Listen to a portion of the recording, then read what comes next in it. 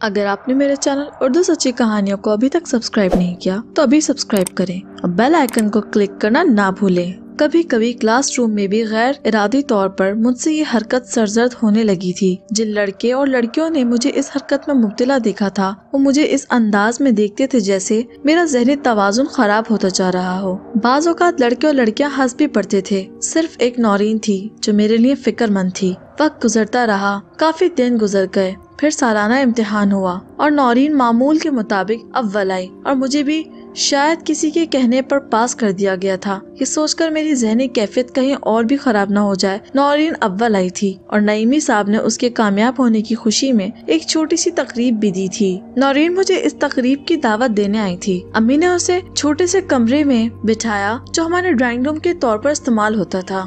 کیا ہو گیا ہے آخر تمہیں سکندر؟ اپنے آپ کو ٹھیک کرو۔ ہم رخسانہ کو کبھی نہیں بھول سکتے، لیکن صبر تو کرنا ہی پڑے گا نا بیٹا۔ میں گردن ہلانے لگا۔ میں نے کہا ہاں میں کوشش کروں گا یہ سب ٹھیک ٹھاک ہو جائے۔ اچھا خیر، تمہیں اس تقریب میں ضرور آنا ہے۔ میں تمہارے بغیر کوئی خوشی نہیں مناؤں گی۔ کیوں نورین؟ اس لیے کہ تم مجھے اچھے لگتے ہو، اس نے کہا اور ایک دم بری طرح شرما کر رہ گئی۔ میرے لیے تو یہ بات کوئی بہت بڑی بات نہ تھی، لیکن یہی سنا جاتا ہے کہ لڑکیاں اپنی عمر سے بہت پہلے ہی سمجھدار ہو جاتی ہیں۔ نورین نے جو کچھ کہا تھا وہ الگ بات تھی۔ بہرحال میں نے اس سے آنے کا وعدہ کر لیا۔ حقیقت یہ ہے کہ میں دل سے اس کی تقریب میں شامل ہونا چاہتا تھا۔ مجھے اندھیرے سے بے شک خوف محسوس ہوتا تھا، مگر نہ اب اندھیروں سے ڈر لگتا تھا اور نہ اندھیروں میں نمودار ہونے والی خوفناک عورت مجھے ڈرا سکتی تھی۔ جس روز اس کے تقریب ہونے والی تھی اس دن مجھے یاد تھا کہ مجھے وہاں جانا ہے، لیکن جب شام میں 0 پاور کے بلب میں کپڑے تبدیل کرنے پر اپنے کمرے میں گیا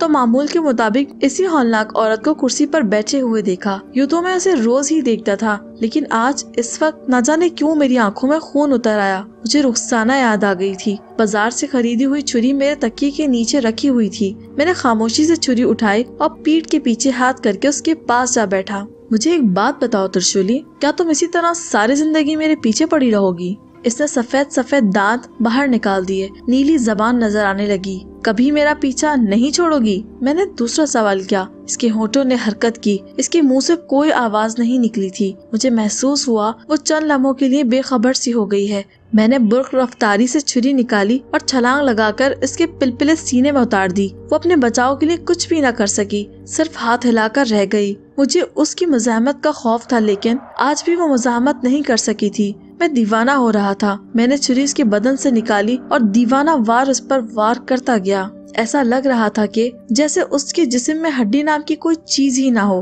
مجھ پر اتنا جنون سوار ہوا تھا کہ جب پیٹ اور سینے پر وار کرتے کرتے تھک گیا تو میں نے اس کی پھٹی پھٹی آنکھوں کو انگلیوں سے نوچ کر باہر بھی نکال ڈالا۔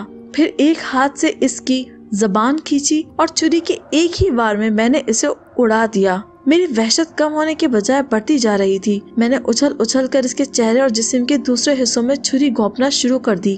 وہ مردہ ہوتی محسوس ہو رہی تھی، اور جب مجھے یہ محسوس ہوا کہ اب اس کے جسم میں زندگی نہیں ہے تو میں رک گیا۔ میں بری طرح کانپ رہا تھا اور خوشی سے سوچ رہا تھا کہ میں نے اسے دوسری بار قتل کر دیا ہے، لیکن میرے انتقام کی آگ ٹھنڈی ہی نہیں ہو رہی تھی۔ سانس کچھ اعتدال پر آئی تو میں نے چھری سنبھال کر دوبارہ کام شروع کر دیا۔ میں نے اس کی ٹانگیں علیحدہ کر دی، اس کے بازو کاٹ دیے، گردن کو جسم سے علیحدہ کر دیا، جسم کو متعدد ٹکڑوں میں تقسیم کر دیا تو تھوڑا سکون ملا۔ ہونٹوں پر مسکراہٹ دوڑ گئی۔ میں نے اپنی معصوم بہن کا انتقام لے لیا تھا، بلکہ ایسے انتظامات کر دیے تھے کہ وہ ایسی روشنی تک نہ جا پہنچے جو اس کے لیے حیات بخش ثابت ہو۔ کمرہ ہمیشہ ڈارک نہیں رہ سکتا تھا، میں نے اس کا بھی حل سوچ لیا تھا۔ عورت کو ٹکڑوں میں تبدیل کرنے کے بعد کچھ دیر سستانے کے لیے لیٹ گیا۔ اب اس کے غائب ہونے کا سوال ہی پیدا نہیں ہوتا تھا۔ جب تقریباً آدھے گھنٹے تک آرام کر چکا تو میں نے کونے میں رکھی ہوئی کدال اٹھائی اور پھر آہستہ آہستہ آواز پیدا کیے بغیر فرش کو کھودنے میں مصروف ہو گیا۔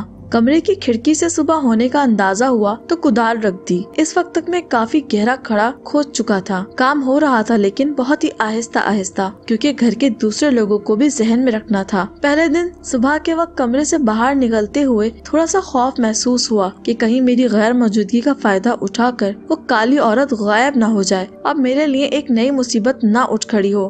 لیکن ناشتے کے بعد جب میں واپس آیا تو عورت کے جسم کے ٹکڑوں کو جوں کا تو بکھرا پایا تو اطمینان کا سانس لیا کہ اب وہ ڈارک روم سے نکل کر کہیں نہیں جا سکے گی۔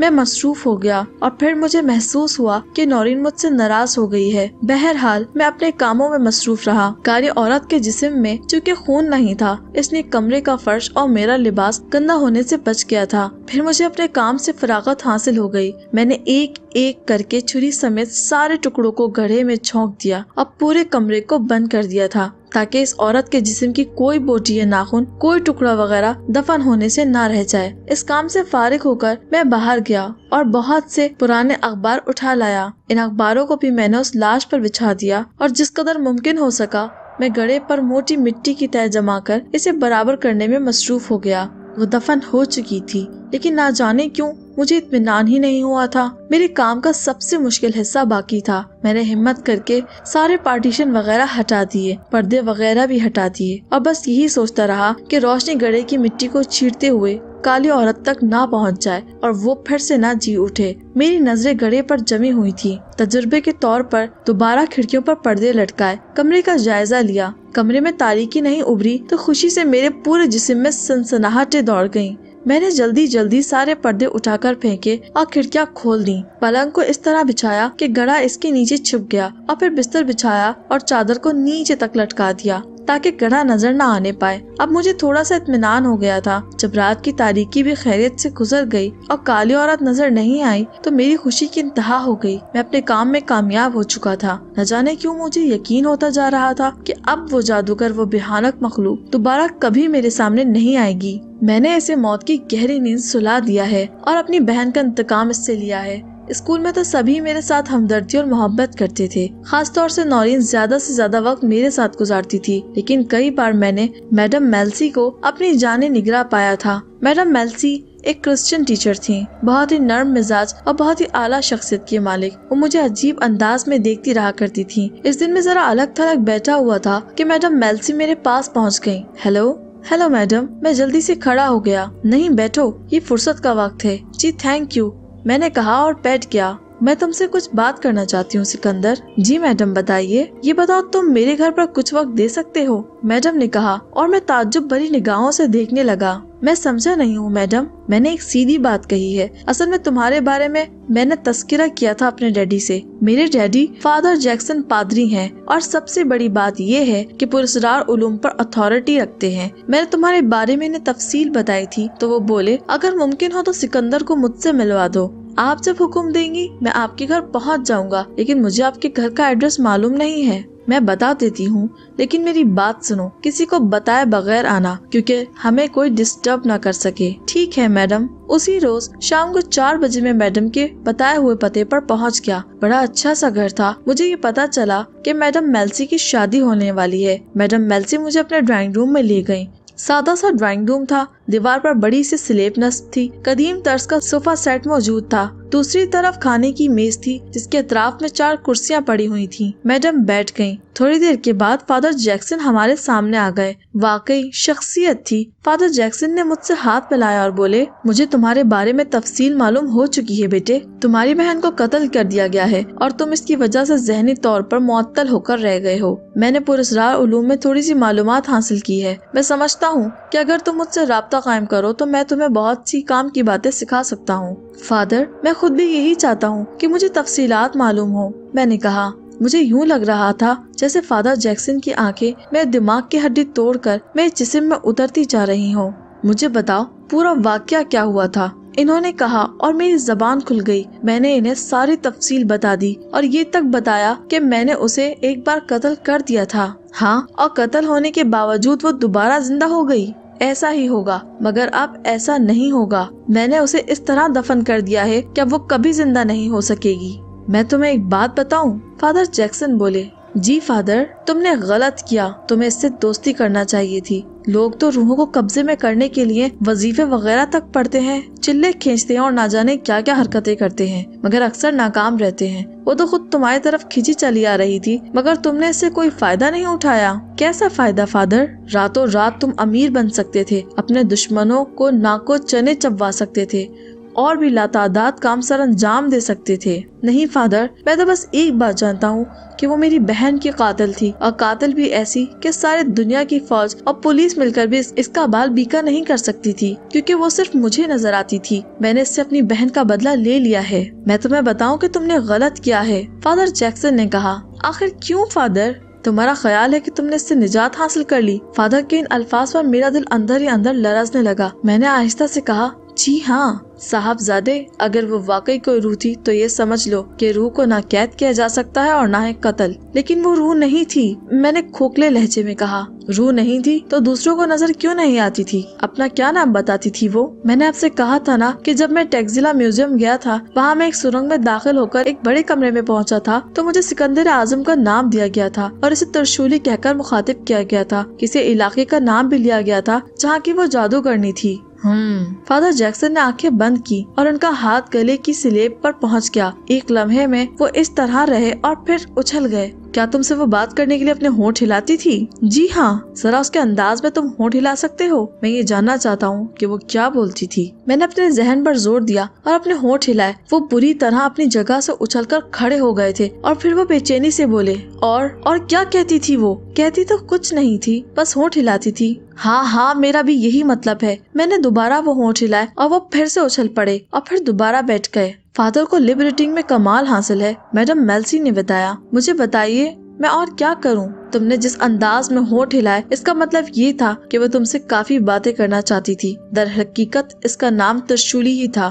हजारों साल पहले भी इसे त्रिशूली ही कहा जाता था और आज भी उसे इसी नाम से याद किया जाता है। कुछ जादूगर इस त्रिशूली का नाम तो देते लेकिन इसकी हैसियत को तस्लीम नहीं करते थे। इसके बाद जगह जगह मुख्तलिफ शक्लों में बिखरे हुए हैं और इन्हें त्रिशूली कहकर जादू दोनों की तकमील के लिए दिया जाता है। वो तुमसे एक छोटी सी दरख्वास्त करती थी। पता है तुमसे वो क्या कहती थी? फादर, आप इसके दिल की बात कैसे कह सकते हैं? तुम्हारे होठों की जुम्बिश से उसके अल्फाज को पढ़कर। तो वो क्या कहती थी? वो कहती थी कि मेरे लिए किसी अपनी पसंद की लड़की का जिस्म मुहैया कर दो, फादर जैक्सन ने कहा, और मुझे झुरझुरी सी आ गई। मैं फादर का मतलब कुछ समझ गया था, फिर भी मैंने बेवकूफों की तरह मुंह खोलकर कहा, इस बात का क्या मतलब हुआ?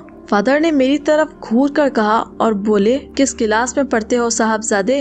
8वीं जमात पास करके 9वीं जमात में आया हूँ। फिर भी इतनी बात नहीं समझ पाए? वो आम लड़कियों की तरह इस दुनिया में आना चाहती है और इसके लिए एक माकूल और मुनासिब जिस्म की जरूरत है। फादर मुस्कुराए और फिर बोले, मेरा ख्याल है कि मैं इसकी ये ख्वाहिश पूरी कर सकता हूँ। जी? मैं समझा नहीं। अचानक फादर आगे बढ़े और उन्होंने मजबूती से मेरा हाथ पकड़ लिया और बोले, मुझे अपने घर ले चलो। मैं त्रिशूली को इस घड़े से बाहर निकालूंगा जिसमें तुमने इसे दफन किया है और बताऊंगा कि इसकी आरज़ू पूरी की जा सकती है। वो ऐसी औरत नहीं है जो अपने मोहसिन को फरामोश कर दे। अगर वो खुश हो गई तो जानते हो कि हमें क्या मिल जाएगा? मेरा हाथ छोड़िए, मैंने घुर्राती हुई आवाज में कहा। मुझे फादर की ये बात अच्छी नहीं लगी थी। मैं अपनी बहन के कातिल को किसी मकसद के लिए जिंदा नहीं देख सकता था।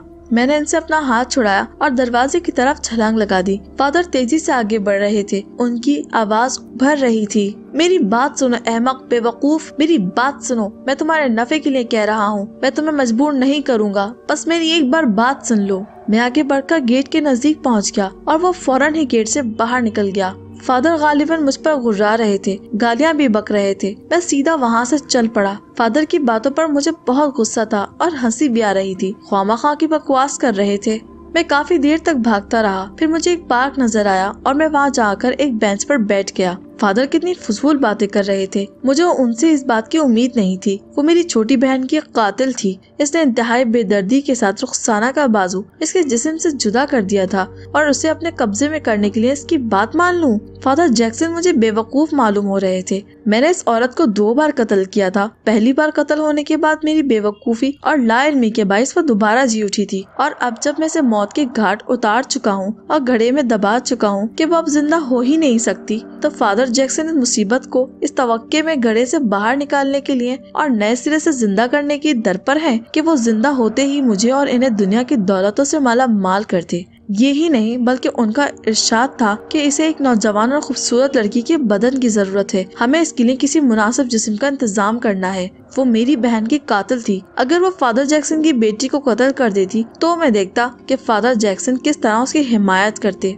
یہ ساری باتیں میں سوچتا رہا۔ فادر تو دنیا کے فوائد حاصل کرنے کی غرض سے کچھ بھی کرنے کو تیار تھے، لیکن میں ایسا نہیں کر سکتا تھا کیونکہ وہ میری بہن کی قاتل تھی۔ اسے دنیا میں واپس آنے کا کوئی حق نہیں تھا۔ بہرحال میں نے تو ایک فیصلہ کیا ہوا تھا کہ میں جان پر کھیل جاؤں گا، مگر فادر جیکسن کو اپنے کمرے میں قدم نہیں رکھنے دوں گا۔ جو کچھ بھی ہے وہ ان کی سوچ ہے اور ان کی اور میری سوچ میں بہت فرق ہے۔ میں گھر واپس آیا تو گھر کے افراد گہری نیند سو چکے تھے، بس امی جاگ رہی تھی۔ انہوں نے مجھے دیر سے آنے کے لیے بڑے پیار سے منع کیا اور میں ان سے وعدہ کر کے اپنے کمرے میں آ گیا، مگر مجھے نیند نہیں آ رہی تھی۔ کمرے کے کونے میں جہاں وہ غروب ہوئی تھی، اسی کونے میں میں نے اسے دفن کیا تھا۔ جب رات کو زیادہ دیر تک نیند نہیں آئی تو میں اپنے کمرے سے باہر نکل آیا اور ٹہلنے کے انداز میں چل پڑا۔ میں سامنے کے میدان کی طرف چلا تو مجھے یوں معلوم ہوا جیسے کوئی میرے پیچھے آ رہا ہے۔ پلٹ کر دیکھا تو کچھ بھی نہیں تھا، دور دور تک سناٹا پھیلا ہوا تھا۔ چند قدم آگے بڑھائے کہ پھر وہی احساس ہونے لگا۔ میں رک گیا۔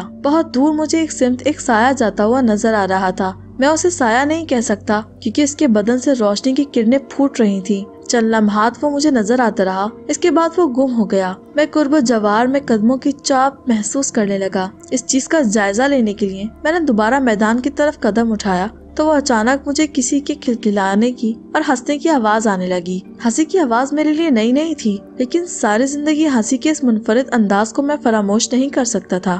وہ ہنسی میری پیاری بہن رخسانہ کی تھی، لیکن خود رخسانہ وہاں موجود نہیں تھی۔ میری آنکھوں میں آنسو آ گئے۔ میں وہیں کے وہیں اس میدان کے حصے میں بیٹھ گیا اور رخسانہ کی ہنسی کا دوبارہ انتظار کرنے لگا۔ آدھا گھنٹہ وہاں گزر گیا اور مجھے نا امیدی ہونے لگی۔ رخسانہ کو کیا پڑی تھی کہ وہ جنت کو چھوڑ کر وہاں آتی، یا صرف میرے شعور کی آواز تھی؟ کمرے میں واپس آنے کے بعد بھی میں دیر تک بستر پہ لیٹا رہا اور رخسانہ کو یاد کرتا رہا اور روتا رہا۔ میرا پلنگ اس بند گڑھے پر تھا جس میں ترشولی کے بدن کے چھوٹے چھوٹے ٹکڑوں کی قبر تھی۔ بہرحال نہ جانے کب تک میں سوچتا رہا۔ دوسرے دن صبح اس وقت جاگا جب نورین مجھے جھنجھوڑ کر جگا رہی تھی۔ اٹھنا ہے یا نہیں جناب؟ میں حیران ہو کر جلدی سے اٹھ گیا۔ نورین تم؟ جی سر، 11 بج رہے ہیں اور میں خود نہیں آتی بلکہ مجھے بلایا گیا ہے۔ کس نے بلایا ہے تمہیں؟ میں نے سوال کیا۔ امی کو ایک ضروری کام کے سلسلے میں تمہاری امی سے ملنا تھا، بس وہ مجھے اپنے ساتھ کھینچ لائیں۔ میں تو تم سے ناراض ہوں کیونکہ تم میری تقریب میں نہیں آئے، اور یہ تم نے اپنے کمرے کی کیا حالت بنا رکھی ہے؟ میز کرسی کو دیوار سے لگا دیا ہے، پلنگ کمرے کے درمیان میں ڈال رکھا ہے۔ اچانک اس نے پلنگ سے نکلی ہوئی چادر کو ہٹایا اور بولی، یہاں کوئی خزانہ چھپا ہے کیا؟ اس نے نیچے جھانکا تو اس کے منہ سے حیرت کی چیخ نکل گئی۔ وہ جگہ صاف نظر آ رہی تھی جسے کھود کر میں نے ترشولی کو اس میں دبایا تھا۔ یہ کیا ہے سکندر؟ جو کچھ ہے میں تمہیں اس وقت نہیں بتا سکوں گا۔ آخر ہے کیا؟ مجھے بتاؤ تو صحیح۔ یہ تو ایسا لگتا ہے جیسے تم نے کوئی بہت بڑا خزانہ دفن کیا ہے۔ وہ خود ہی پلنگ کو کھینچنے لگی تو میں نے اسے ایک طرف کر کے بٹھا دیا، لیکن تعجب سے میری آنکھیں پھیل گئیں۔ فرش کے اس حصے پر مٹی کا ایک ہموار ڈھیر ہونا چاہیے تھا۔ وہ بہت ہی خوبصورت ٹائلوں سے شطرنج کی کالے اور سفید خانوں کی بساط بنی ہوئی تھی اور بہت اچھی لگ رہی تھی۔ نورین حیرت سے بولی، پہلے تو شاید یہاں ایسی جگہ نہیں تھی۔ نہیں، شاید جادو کے زور سے خود بخود اس کا عمل وجود میں آ گیا ہے، میرے منہ سے نکلا، اور نورین ہنسنے لگی۔ اچھا تو جناب جادوگر بھی ہیں؟ نورین نے پرمزہ لہجے میں کہا۔ میرا دماغ اس وقت معاوف ہو رہا تھا۔ میں نورین کی صورت دیکھتا رہا۔ وہ بولی، اب چلیے جناب آئیے، اس نے کہا اور میں باہر نکل آیا۔ نورین میرے ساتھ باہر نکل آئی تھی۔ میں اٹھ کر اس کمرے میں آ گیا جہاں نورین کی والدہ میری امی سے سر جوڑے باتیں کر رہی تھی۔ سلام دعا کے بعد انہوں نے نورین سے کہا، اب چلیں یا رکو گی؟ ٹھیک ہے میں چلتی ہوں۔ میں ہنستا ہوا اپنے کمرے کی طرف چل پڑا۔ اندر پہنچا تو حیران رہ گیا۔ چند لمحوں قبل جیسا کمرہ چھوڑ کر گیا تھا اس سے بالکل ہی مختلف نظارہ نظر آ رہا تھا۔ میرا پلنگ نفاست سے بچھا ہوا تھا، فرش آئینے کی طرح چمک رہا تھا۔ یہ سب کیسے ہوا؟ میرا دماغ اور دل دونوں الجھنوں میں پھنس گیا۔ سمجھ نہیں آ رہا تھا کہ راتوں رات فرش میں ٹائلز کس نے لگائے، کون تھا یہ سب کچھ کرنے والا۔ انتہائی پراسرار حالات ہو گئے تھے۔ سپہر کو امی نے بتایا کہ نورین کی والدہ کیوں آئی تھی۔ ان کی ایک بھانجی تھی، خوش شکل، با سلیقہ اور امور خانہ داری میں ماہر، تعلیم حاصل کر رہی تھی۔ والدین نے ایک اچھے کھاتے پیتے گھرانے کے لڑکے کے ساتھ اس کی منگنی کر دی تھی۔ اس لڑکے نے اچانک منگنی توڑ دی اور مشہور کر دیا کہ لڑکی کا کردار اچھا نہیں ہے۔ ان کا کہنا یہ تھا کہ اگر امی اپنے بھائی یعنی ہمارے ماموں جان سے اس لڑکی کا رشتہ طے کر دیں تو لڑکی کے والدین میاں بیوی کو تعلیم کے لیے باہر بھیجیں گے اور ان کے تمام اخراجات اٹھانے کے لیے تیار ہیں۔ امی جانتی تھی کہ میرے ماموں کو باہر تعلیم حاصل کرنے کا بہت شوق تھا، موقع مل رہا تھا تو امی بھی خوش ہو گئی تھی۔ مجھے بھی معلوم تھا یہ بات چھوٹے ماموں کو امریکہ جانے کی بہت خوشی تھی، لیکن گھر کے حالات اس قدر خراب تھے کہ ایسا بالکل نہیں ہو سکتا تھا۔ تذکرہ نعیمی صاحب کے خاندان دانوں سے بھی ہوا تھا اور یاد رکھتے ہوئے یہ بات کہی گئی تھی۔ ابھی ہمارے درمیان یہ باتیں ہی ہو رہی تھی کہ اچانک ایک بیل بجی۔ میں ہی باہر نکلا، میں نے گیٹ کھول کر دیکھا تو سامنے ہی فادر جیکسن کھڑے ہوئے تھے اور مجھے گھور رہے تھے۔ انہوں نے غراتی ہوئی آواز میں کہا، تم کیا سمجھ رہے تھے؟ کیا میں تمہارا پتہ نہیں نکال سکوں گا؟ فادر، میں آپ کی بے پناہ عزت کرتا ہوں۔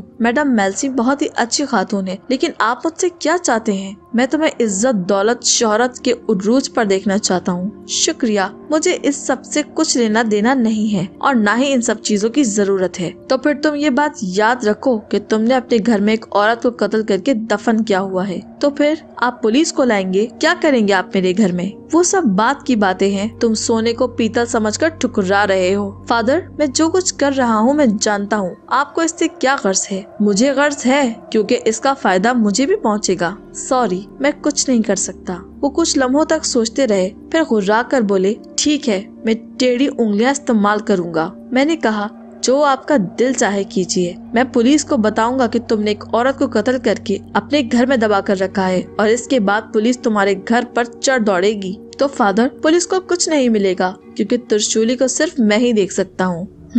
چھوڑو اس بات کو، مجھے بھی کچھ علم آتے ہیں۔ فادر، آپ ایک بات سمجھ لیجئے، اگر آپ پولیس اسٹیشن پہنچے تو یوں سمجھ لیجئے کہ آپ کا ہر قدم موت کے منہ کی طرف اٹھے گا۔ میں نے یہ جملہ انہیں یوں ہی ڈرانے اور پولیس اسٹیشن جانے سے روکنے کے لیے کہہ دیا تھا، جبکہ میں اچھی طرح جانتا تھا کہ اگر وہ پولیس کو لے آئے تو پورا محلہ بھی مل کر انہیں میرے گھر کی کھدائی کرنے سے نہیں روک سکتا۔ لیکن مجھے نہیں معلوم تھا کہ میرے منہ سے نکلنے والے یہ الفاظ کیا ہیں۔ فادر تیز تیز چل کر گلی پار کر کے سڑک پر پہنچے ہی تھے کہ اچانک ایک کار تیز رفتاری سے ادھر سے گزری اور فٹ پاتھ پر چڑھ کر انہیں کچلتی ہوئی ایک مکان کی دیوار سے جا ٹکرائی۔ چاروں طرف سے لوگ دوڑ پڑے۔ حادثے کی جگہ میرے گھر سے زیادہ دور نہیں تھی۔ میں حیرانگی سے ادھر ادھر دیکھتا رہا۔ فادر کے سر کے ٹکڑے اڑ گئے تھے اور ان کا بھیجا ناک اور منہ کے راستے سے باہر نکل آیا تھا۔ وہ چشمے زدن میں ختم ہو گئے تھے۔ تیز رفتار کار کے بھی پر خدشے اڑ گئے تھے۔ بعد میں پتہ چلا کہ یہ کار چوری کی تھی۔ اس کا ڈرائیور بھی زندگی اور موت کی کشمکش میں مبتلا تھا۔ اس نے بیان دیا تھا کہ وہ اس کار کو چرا کر اڈے پر لے جا رہا تھا کہ اچانک ہی اس کے بریک ناکارہ ہو گئے۔ ایک بات رہ رہ کر میرے ذہن میں گونج رہی تھی کہ وہ یہ بریک بالکل اتفاقیہ طور پر ناکارہ نہیں ہوئے تھے۔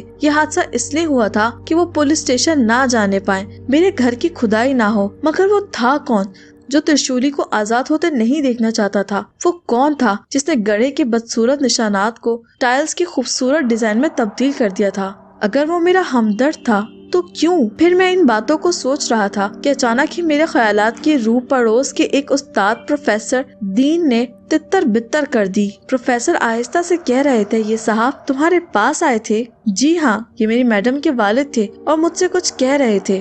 میں نے تمہارے الفاظ سنے تھے، تم نے چیخ کر کہا تھا کہ وہ پولیس اسٹیشن نہیں موت کے منہ میں جا رہے ہیں۔ وہ پولیس اسٹیشن کیوں جا رہے تھے؟ کیا بتاؤ گے مجھے؟ پروفیسر دین نے کہا اور میں گنگ سا رہ گیا۔ میری سمجھ میں نہیں آیا کہ پروفیسر کے ان الفاظ کا کیا جواب دوں۔ دوسری طرف فادر جیکسن کی لاش کو اٹھانے کا کام جاری تھا۔ پروفیسر دین مجھ سے نہ جانے کیا کیا باتیں کر رہے تھے، لیکن میں سوچ رہا تھا کہ میں ان کی بات کا کیا جواب دوں۔ میں نے کہا، بس فادر جیکسن میلسی کے بارے میں بات کر رہے تھے۔ میلسی کا ایک راز تھا، اس کے لکھے ہوئے کچھ خطوط میرے پاس تھے جب فادر جیکسن مجھ سے مانگ رہے تھے۔ میں نے ان سے کہہ دیا کہ وہ خطوط میرے پاس نہیں ہے، مگر وہ ضد کر رہے تھے۔ کمال کی بات ہے، بات میری سمجھ میں نہیں آ رہی تھی۔ خیر، آج کل حالات ہی کچھ ایسے چل رہے ہیں، کوئی کیا کر سکتا ہے۔ میں گھر واپس آنے کے ارادے سے مڑا ہی تھا کہ دو افراد جلدی سے کود کر نیچے اترے۔ دونوں اسپتال ہی کے آدمی تھے۔ پولیس والے بھی اب اس جگہ کا جائزہ لے رہے تھے جہاں وہ حادثہ ہوا تھا۔ وہ لاش اٹھا کر لے جا چکے تھے۔ میں بھی زیادہ فاصلے پر نہیں تھا، ایمبولینس سے آنے والی کوئی چیز تلاش کر رہے تھے۔ مجھے ایک دم پتا چلا کہ جو چیز وہ تلاش کر رہے ہیں وہ فادر جیکسن کا ایک ہاتھ ہے جو حادثے کے بعد یہیں رہ گیا تھا۔ ہم بہت عجلت میں پادری صاحب کی لاش کو یہاں سے لے گئے تھے، لیکن شاید انہیں بچا نہ سکے۔ اس وقت ہم نے ان پر زیادہ توجہ نہیں دی، لیکن جب لاش کو ایمبولینس سے اتارا گیا تو پتا چلا کہ ان کا دایاں ہاتھ حادثے کی نظر ہو کر ان کے جسم سے علیحدہ ہو چکا تھا۔ مگر یہاں تو کوئی ہاتھ ہی نہیں ہے۔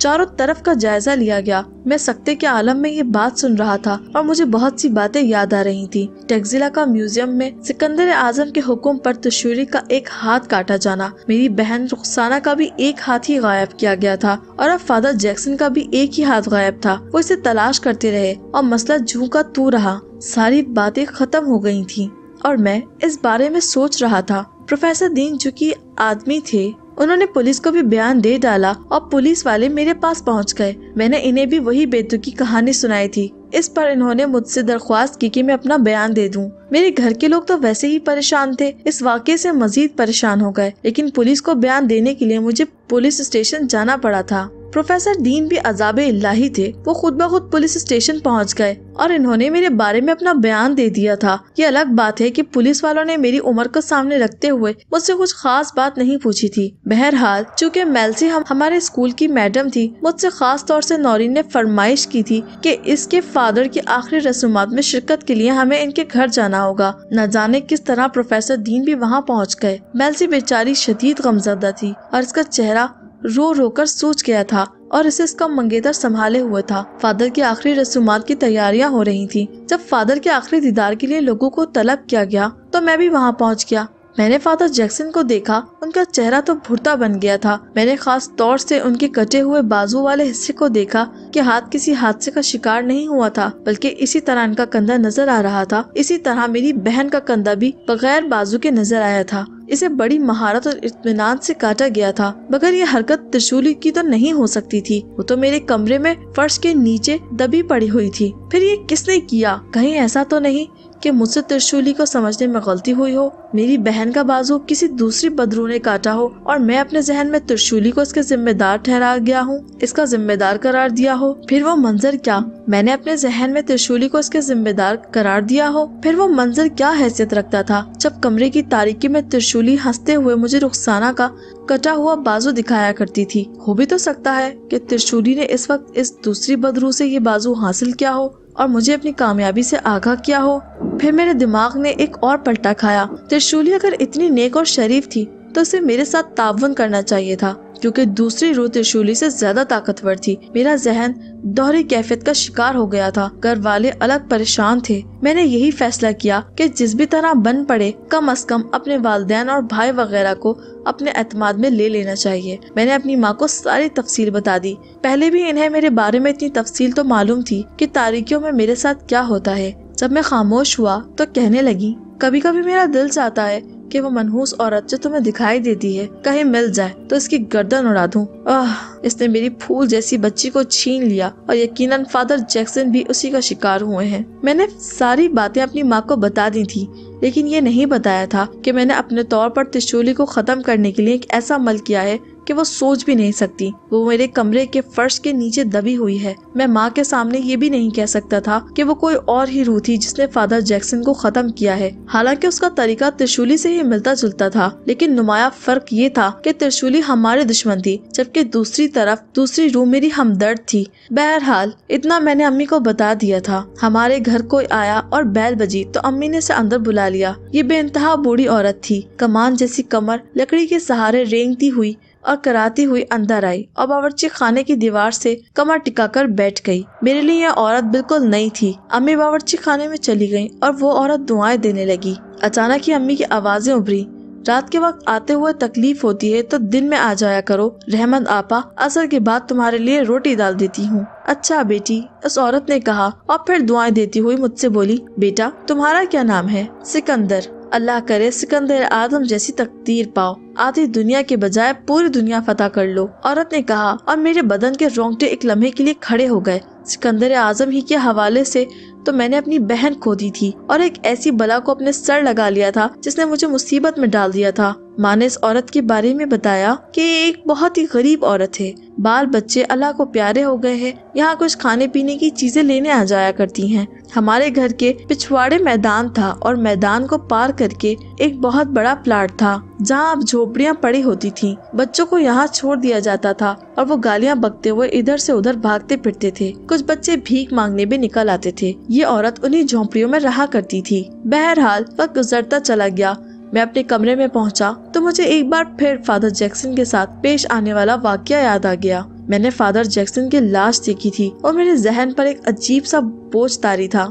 یہ سب کچھ ہوا تو میرا ذہن میری عمر کے مطابق ہی سفر کر رہا تھا، لیکن بہت سی باتیں ایسی بھی تھیں جن کا تعلق بچپن ہی میں رہ جاتا ہے۔ پلنگ پر بیٹھ کر میں نے فرش کے اس حصے کو دیکھا جس پر ٹائلوں سے شطرنج کی بساط بنی ہوئی تھی اور ترشولی اس کے نیچے دفن تھی۔ نہ جانے کیوں میرے منہ سے نکل گیا، کیا تم اب بھی زندہ ہو ترشولی؟ یہ بات اچانک ہی میرے منہ سے نکلی تھی، مگر مجھے کوئی جواب نہیں ملا۔ میں نے پھر کہا، مجھے ایک بات کا جواب دو، کیا تم نے ہی فادر جیکسن کو کار کے نیچے کچلوایا ہے؟ کیا ان کا ہاتھ بھی تمہارے ہی پاس ہے؟ اچانک ہی مجھے کچھ وہم سا ہوا کہ کمرے میں کوئی سرسراہٹ ابھری ہے۔ میں نے پھر کہا، میری بات سن رہی ہو تو مجھے جواب دو۔ کمرے کی خاموشی بدستور تھی۔ میں نے آہستہ سے کہا، ٹھیک ہے، مگر میں جانتا ہوں کہ کوئی نہ کوئی اس کمرے میں ضرور موجود ہے میرے علاوہ۔ اگر تم ترشولی نہیں ہو تو مجھے اپنی موجودگی سے آگاہ کرو۔ مجھے زیادہ دیر انتظار نہیں کرنا پڑا۔ میز پر رکھی ہوئی کتاب 2 یا 3 بالشت اوپر اٹھی اور پھر میز پر اس طرح آ گئی جیسے اسے کسی نے میز پر بے اختیار رکھ دیا ہو۔ میرا دل بری طرح دھڑک اٹھا۔ میں فوراً سیدھا ہو کر بیٹھ گیا اور میرے منہ سے پھر آواز نکلی، تم جو کوئی بھی ہو، میں تمہیں مجبور تو نہیں کر سکتا، لیکن درخواست کر سکتا ہوں کہ مناسب سمجھو تو میرے سوالات کے جواب ہاں اور نہیں میں دو۔ کتاب کو ایک بار میز پر رکھا جائے گا تو میں سمجھوں گا کہ تمہارا جواب ہاں میں ہے، 2 بار رکھا جائے گا تو اس کا مطلب نہیں ہوگا۔ بتاؤ، کیا تم میری بات پوری کرو گی؟ کچھ وقت گزرا اور ایسا لگا جو کوئی کمرے میں ہے وہ سوچ رہا تھا۔ پھر اچانک کتاب اوپر اٹھی اور ہلکی سی آواز میں میز پر واپس رکھ دی گئی۔ میں نے دھڑکتے دل سے کہا، کیا تم ترشولی نہیں ہو؟ کتاب میز پر 2 بار رکھی گئی۔ کیا فادر جیکسن کا قتل میں تمہارا ہاتھ ہے؟ میں نے دریافت کیا۔ جواب ہاں میں ملا، کیونکہ کتاب سے صرف ایک آواز پیدا کی گئی تھی۔ کیا میری بہن کو تم نے قتل کیا تھا؟ اس بار 2 آوازیں ہوئیں۔ فادر جیکسن کا ہاتھ تم نے کاٹا ہے؟ 2 آوازیں۔ ترشولی نے کاٹا ہے؟ 2 آوازیں۔ تو یہ کیا کسی تیسرے کی حرکت ہے؟ 1 آواز۔ تم مرد ہو یا عورت؟ اس بار کوئی آواز نہیں آئی۔ کتاب چونکہ اپنی جگہ پر رکھی رہی۔ میں نے پھر سوال کیا، تم مرد ہو؟ 2 آوازیں آئیں۔ اس کا مطلب ہے عورت ہو۔ اس بار 1 آواز ہوئی۔ فادر جیکسن نے بتایا تھا کہ ترشولی کو کسی عورت کے جسم کی ضرورت ہے، کیا یہ بات ٹھیک ہے؟ اس بار 1 آواز میں جواب ملا۔ تمہیں بھی کسی جسم کی ضرورت ہے؟ اس بار 2 آوازیں آئیں۔ میرے کمرے کا فرش تم نے بنایا ہے؟ 1 آواز۔ شکریہ، شکریہ، بہت بہت شکریہ، یہ بہت خوبصورت فرش ہے۔ کیا تم نے یہ فرش اس لیے بنایا ہے کہ ترشولی اس میں دفن ہو کر رہ جائے؟ اس بار 2 آوازیں ہوئی تھیں۔ تو پھر کس لیے بنایا ہے؟ میں نے پوچھا، مگر فوری ہی اپنی غلطی کا احساس ہوا۔ اس سوال کا جواب ہاں یا نہ میں نہیں دیا جا سکتا تھا۔ سوال کو تبدیل کر کے پوچھا، تو کیا خوبصورتی کے لیے بنایا ہے؟ اس بار 1 آواز ہوئی۔ کیا میں تم پر اعتماد کر سکتا ہوں؟ جواب ہاں میں ملا۔ مجھے کوئی نقصان تو نہیں پہنچاؤ گی؟ 2 آوازوں کے ساتھ نہیں کا اظہار کیا گیا۔ آئندہ بھی میرے سوالوں کے جواب دیتی رہو گی؟ اس بار بھی ہاں میں جواب تھا۔ شکریہ، تم جو کوئی بھی ہو بہت اچھی ہو۔ کیا میں تمہیں دیکھ سکتا ہوں؟ جواب نہیں میں ملا۔ کیا کبھی نہیں دیکھ سکتا؟ اس بار خاموشی طاری ہو گئی۔ اچھا، ایک بات اور بتا دو، کیا تم کوئی روح ہو؟ آواز 1 بار آئی۔ اچھی روح ہو؟ میں نے محسوس کیا جیسے وہ ہنس پڑی ہے، اور اس کے ساتھ ہی ساتھ ایک آواز ہوئی۔ دل چاہ رہا تھا کہ رات بھر اس سے باتیں کرتا رہوں، لیکن نیند بھی ضروری تھی۔ آخری بات، کیا تم ہر وقت میرے ساتھ ہوتی ہو؟ اس بار 2 آوازیں ہوئیں۔ میں چاہتا ہوں کہ آئندہ جب کبھی تم میرے پاس آؤ تو مجھے تمہارے آنے کا پتہ چل جایا کرے۔ میں نے درخواست کی، اور اس بار ایک اور دلچسپ عمل ہوا۔ میری پیشانی کے بالوں کو تھوڑا سا کھینچ کر اپنی آمد سے مطلع کر دیا گیا۔ اس مرتبہ کوئی اور آواز نہیں ہوئی۔ مجھے بے اختیار ہنسی آ گئی۔ مجھے یوں لگا جیسے میرے ساتھ وہ بھی ہنس رہی ہو۔ بقیہ کہانی اگلی قسط میں۔ اللہ حافظ۔